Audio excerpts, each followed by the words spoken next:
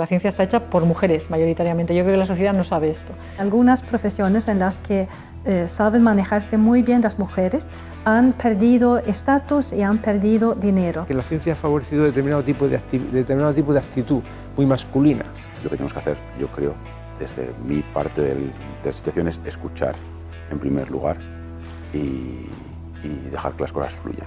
Necesitamos un proceso de corresponsabilidad de hombres, instituciones y empresas en las tareas de cuidados para que las mujeres también puedan tener tiempos para hacer una carrera económica, política o científica, ¿no?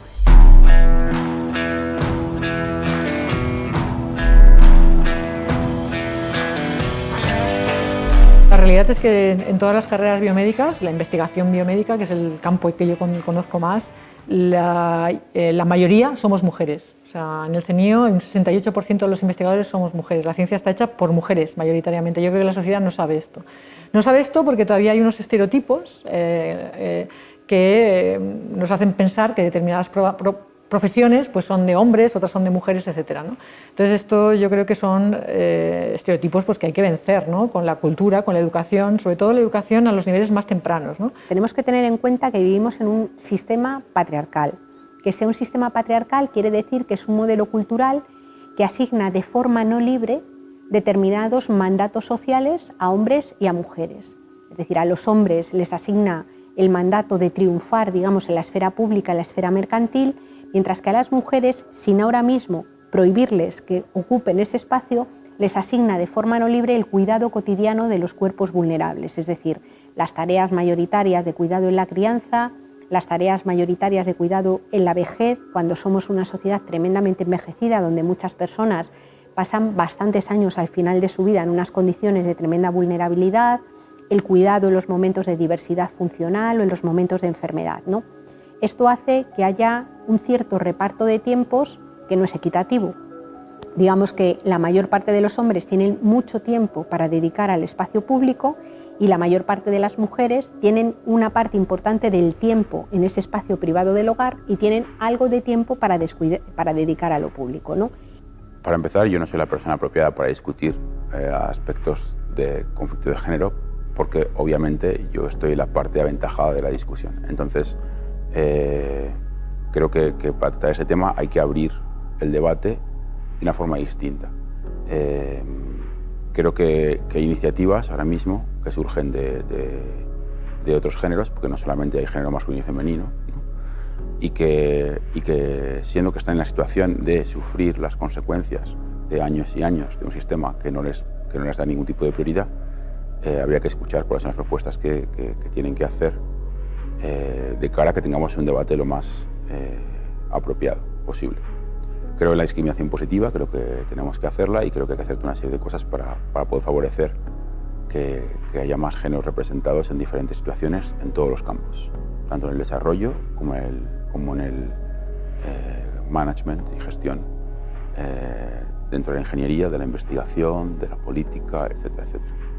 Entonces, creo que el debate ya está sucediendo y lo que tenemos que hacer, yo creo, desde mi parte de la situación es escuchar en primer lugar y dejar que las cosas fluyan.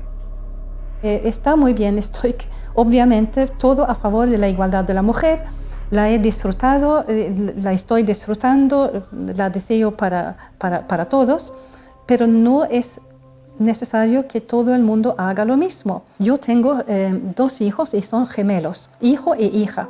Y cuando tenían más o menos 3 años, 4 años, un poco para hacer política de género, compré una muñeca al hijo y un pequeño coche que se podía armar a la niña.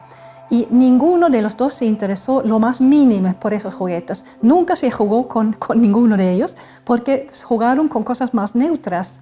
El Lego o deporte, etc. Así que yo creo que darles juguetes que no les apetece no sirve de nada. Yo llevo 50 años dedicado a la ciencia, he conocido muchos científicos, de hecho la mayor parte de ellos son hombres. He conocido mujeres también, claro, evidentemente, y muchas son muy, muy valiosas. Ahora, es verdad que en este momento, hasta este momento, pues hay, digamos, ser hombre, digamos, ha tenido cierta ventaja. no solo por el ambiente, más bien en un ambiente masculino que se ha vivido en las sociedades modernas, sino también porque la ciencia ha favorecido determinado tipo de actitud muy masculina.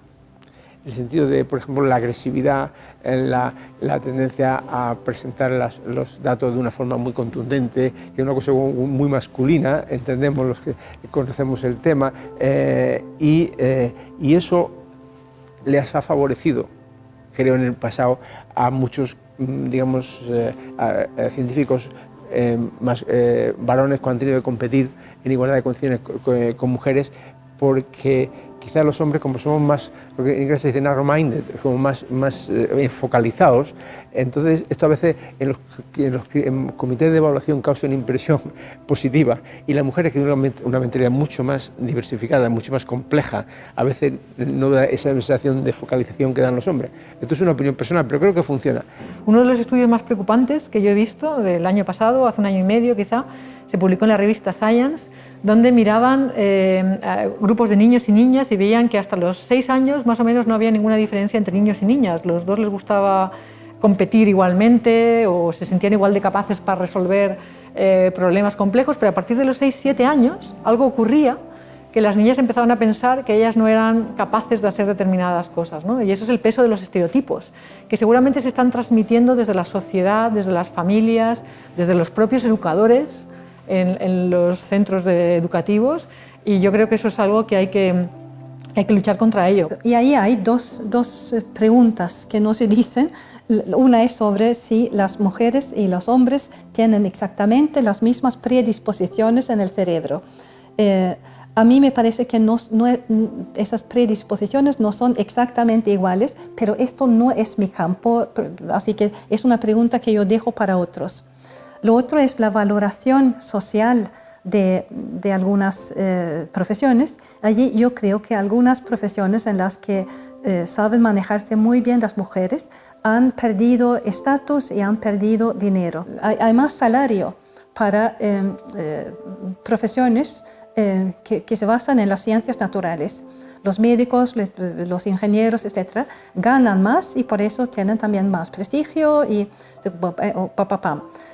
esto se podría también resolver pagando mejor a los profesores y a las enfermeras, etcétera. Si pagáramos mejor a los profesores, también se podría un poco poner al mismo nivel las opciones de los dos sexos.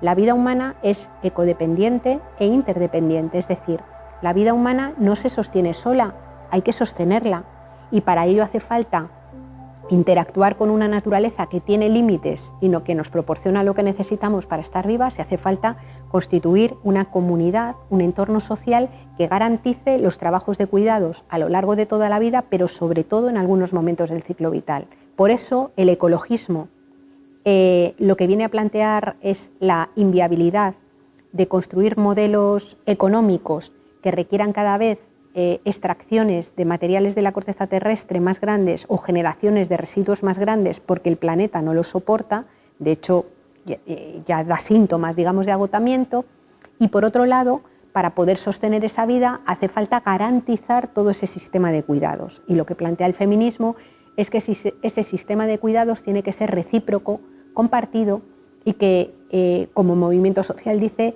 que no está dispuesta a ser, digamos, las mujeres a quienes les toca sostener la vida en un sistema que sin embargo la ataca. Es decir, cuando colocamos la sostenibilidad de la vida humana en el centro, lo que nos viene es que las aportaciones del ecologismo y las aportaciones del feminismo confluyen, dialogan y generan propuestas, yo creo que de muchísimo interés y diría casi imprescindibles para poder darle la vuelta al momento que vivimos. Tal como se han evaluado a los científicos hasta ahora, se ha evaluado de un punto de vista que favorecía a los hombres. Esto no era hecho así por diseño, no es que estaba diseñado así, sino que de alguna forma sí está impreso en la forma de funcionar de todos nosotros, ¿no?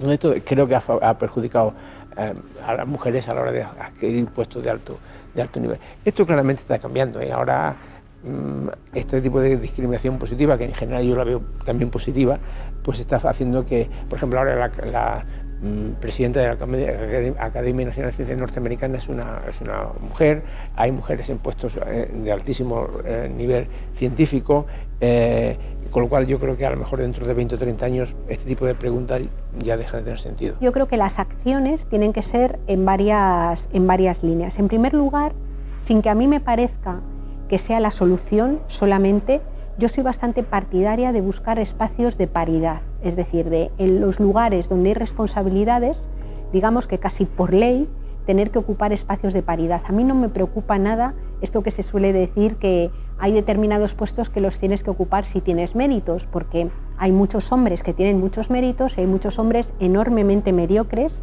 en espacios industriales, en espacios económicos, en los espacios de la política. Luego creo que aunque las mujeres tengamos una pequeña cuota de mediocridad, tampoco pasa nada, sería equivalente, ¿no? Pero por otro lado, donde sí tenemos que buscar un espacio compartido es en el espacio del hogar. Es decir, si las tareas de cuidados de la vida no están desfeminizadas, es decir, no son tareas que recaigan mayoritariamente sobre las mujeres, lo que sucede es que, aparte de los techos de cristal, aparte de las brechas salariales, lo que sucede es que muchas mujeres terminan priorizando los tiempos para dedicarlos al espacio de cuidados donde no se puede dejar de hacer las cosas sin que la gente se muera. Entonces necesitamos un proceso de corresponsabilidad de hombres, instituciones y empresas en las tareas de cuidados para que las mujeres también puedan tener tiempos para hacer una carrera económica, política o científica, ¿no? Porque sí que es verdad que nos encontramos en todas partes, incluso en los movimientos sociales, con montones de mujeres valiosas en los momentos de base, y cuando se empieza a hacer carrera, esas mujeres van desapareciendo y acaban siendo mayoritariamente hombres o algunas mujeres que se pueden comportar como hombres honorarios, es decir, desentenderse de todas esas tareas que hay que hacer al margen de las esferas públicas porque tienen normalmente otras mujeres que lo pueden hacer, ¿no? Entonces, esa, digamos, despatriarcalización de los cuidados a mí me parece que es un elemento central. En la ciencia la mayor parte somos mujeres, pero después los que dirigen los grupos de investigación son los hombres, ¿no? Yo creo que eso irá cambiando, pero todavía hay muchos estereotipos que nos perjudican a las mujeres. Estereotipos que tienen que ver pues, con la competitividad, con tener acceso a los trabajos mejor pagados, con el poder, etc. De alguna manera los estereotipos de las mujeres nos hacen que sea más difícil llegar a esos sitios, ¿no? A lo que es realmente los puestos mejor pagados, los puestos de más poder, etc., ¿no?